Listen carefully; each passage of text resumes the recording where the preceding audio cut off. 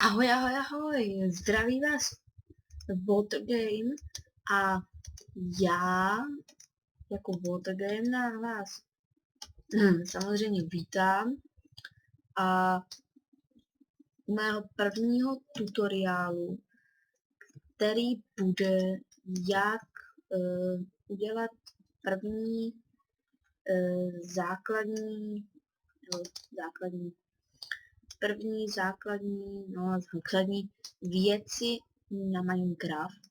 A to je to, že například sekírku, lopatu, různé, jak bych to řekl, různé nástroje, na které budete potom těžit a zároveň kopat a různě dělat věci. Takže první, co je, takže to hradu. No, to si soudím.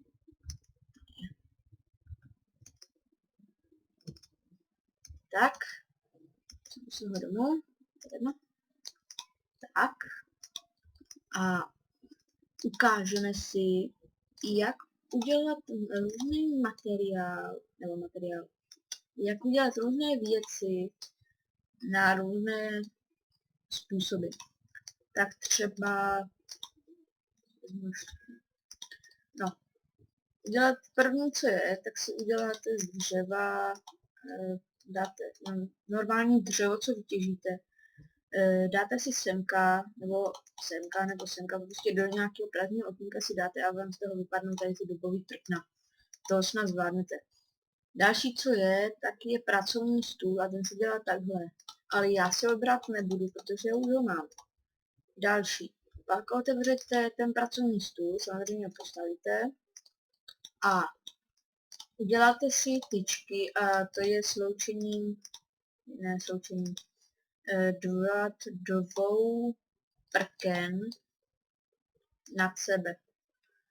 A z toho vám vznikne 4 tyto tyčky. Další, co je, tak si ukážeme, jak třeba vyrobit krumpáč. To dáte, nemusíte dávat zrovna 4, stačí jednou a nahoru dát do té. Pak lopatu, to dáte jenom nahoru takhle. Další, co je taky sekírka. A další, co je taky mutička. A ještě ukážu vám meč. A tak, to bychom měli všechny nástroje. A teďka, jo. Teďka půjdeme si ukázat, co dělají všechny ty nástroje. Takže, první, co je, taky krumpáč. Ten vám zajistí rychlejší kopání. Jeskyně. No nic. Rychlejší kopání. Třeba tam byste kopali pomalejc a tady teď budete kopat rychlejc. Jo, takže je to výhodný ten krumpáč. Názorně vám ho ukážu, ale musím si vykopat nahoru, protože jsem semka spadl. A to je nemilé. Protože já jsem semka vůbec nechtěl jít. A tady se mi to teda vůbec nelíbí.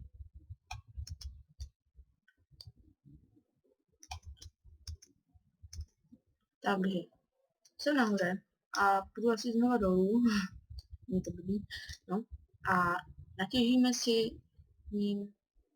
tím krumpáčem takhle. Záleží, kolik vy budete chtít, že třeba někdo potřebuje víc toho kamene na svůj dům. Já už jsem našel vesničku, takže já už dělat si nemusím. Takže to bych měl tak trošku větší výhodu, ale když tak můžete najít pískovou tady tu vesničku, můžete najít hrad z písku, pod Fatak Morganu se asi moc neskováte. Můžete najít Gameblock a různé takové zajímavé postavy, no, stavby. Tak další, co je, tak si ukážeme z kamenné suti pec a také si ukážeme, na co je pec. Pec je například, dáte do ní dubové dřevo a kamennou suť a ono se vám to začne vypalovat a začne se vám z toho dělat pěkný opracovaný kámen, abyste z toho neměli takový hnusný kámen. Vidíte, kámen, normální kámen, není to kamenná suť, ale je to kámen. Akorát to má nevýhodu, když to postavíte a znovu to vytěžíte, takže vytěžíte prakticky kamennou suť. Takže si to musíte znova vypálit. No, další, co je, tak je lopata a ta celkem rychle kope, takže když máte třeba lepší lopatu, tak vám rychleji kope. Prostě čím lepší lopata, tím rychleji kope.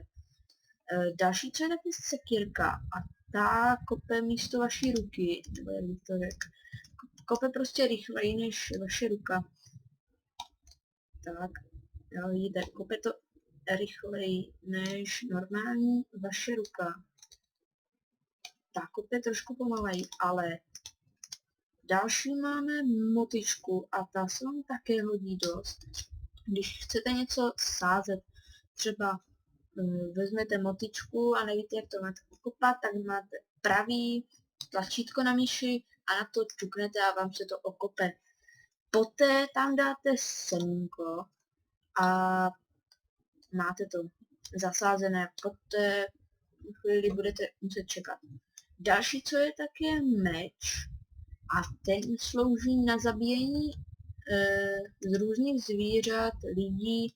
Když hrajete třeba na serveru, tak se vám to hodí na zabíjení různých zombí a příšer. Vidíte, takhle třeba se zabíjí ovce a ta se vám potom hodí, ta vlna, na postel, takže taky to není k zahození. Já se tady zabiju ještě jednou. A jdu zpět do vesničky. Já myslím, že jsme si ukázali všechny nástroje a teďka si ukážeme ještě,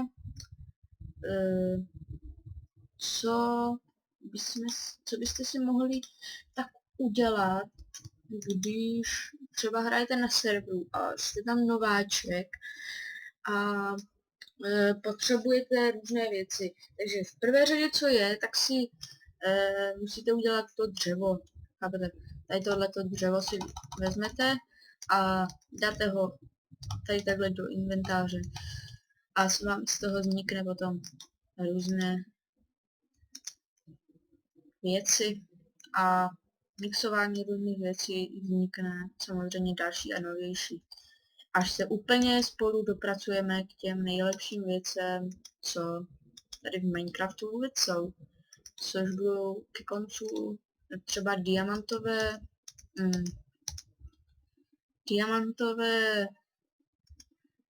věci a různé smaragdy. Ještě vám ukážu, jak třeba když jste úplně nováček a máte pár věcíček a potřebujete trošku lepší věci, tak třeba tady kliknete na obchodníka, nebo jak se jmenuje, jo, na vesničana pravým tlačítkem a vám se tady objeví takový tento a on požaduje 10 štěrků a 1 smaragd a on vám za to dá 5 křemene, jo, nebo tady vidíte za 8 smaragdů oko z endu, za 1 smaragd 8 kukísků, nebo tady máme třeba vesničánka, tady ten prodává za 1 smaragd 7 melounů. Je to různý, takže nemusíte se bát, že každý prodává úplně jedno a to samé. Jinak další takové věci mi můžete psát a na Skype